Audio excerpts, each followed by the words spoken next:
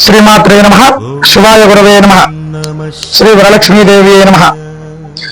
శ్రీ గాయత్రి జ్యోతిష్య కేంద్రం తరపు నుండి భగవద్బంధువులందరికీ కూడా వరలక్ష్మి వ్రత విశేషాలను అలాగే అందులో ఉన్నటువంటి సందేహాలని తెలియపరచడం కోసం ఈ వీడియో అండి. ముందుగా అందరూ కూడా ఈ ఛానల్ని సబ్స్క్రైబ్ చేయని వారంటే సబ్స్క్రైబ్ చేసి దాన్ని మరికొంతమందికి షేర్ చేయండి. ఎందుకంటే మన ప్రయత్నం అనేటువంటిది కనీసం 10 మందిలో ఇద్దరికి ఉపయోగపడ్డ మన ప్రయత్నం సఫలమైనట్టే. కాబట్టి మనకు ఖర్చు లేని పని అంటే ఎటువంటి కష్టం లేని పని. ఈ లింక్ ని షేర్ చేయడం అవతల వాళ్ళకి మనకు ఉపయోగపడకపోవచ్చు. ఇక్కడ ఈ ఛానల్ వచ్చే విషయాల్లో కొన్ని ఉపయోగపడవచ్చు, కొన్ని ఉపయోగపడవచ్చు. కానీ ఖచ్చితంగా మీరు పెట్టేటువంటి వీడియో ఉపయోగకరమైనటువంటి వాళ్ళు ఒక్కళ్ళైనా ఉండొచ్చు. కాబట్టి మర్చిపోకుండా తప్పకుండా మన ఛానల్ ని సబ్స్క్రైబ్ చేసి మీరు ఆ బెల్ ఐకాన్ ని క్లిక్ చేసి మరికొంతమందికి కూడా ఈ లింక్ ని అందరికి షేర్ చేయండి. ఇకపోతే విషయానికి వస్తే మన వరలక్ష్మి వ్రతం శ్రావణ మాసం ప్రారంభమైంది. శ్రావణ మాసం ప్రారంభమైంది 16వ తారీఖు అనగా ఆగస్టు 16 శుక్రవారం నాడు, 2వ శుక్రవారం శ్రావణ మాసం. ఈ రోజున శ్రావణ శుక్రవారం నాడు వరలక్ష్మి వ్రతంగా ఆచరిస్తూ ఉంటారు.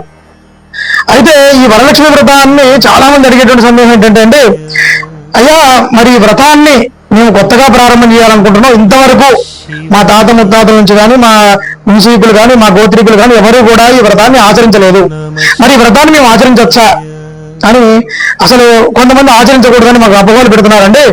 అయ్యా మీరు కలశం పెట్టకూడదు, లేకపోతే అసలు మనకి ఆచారం లేనిది ఆచరించకూడదు అనేటువంటి సందేహాలు పెట్టేటువంటి వాళ్ళు ఉన్నారు. మరి దీనికి ఏదైనా పరిష్కారం చెప్పండి స్వామి అని అడుగుతున్నారండి. అందరికీ కూడా చెప్తున్నది జాగ్రత్తగా వినండమ్మా.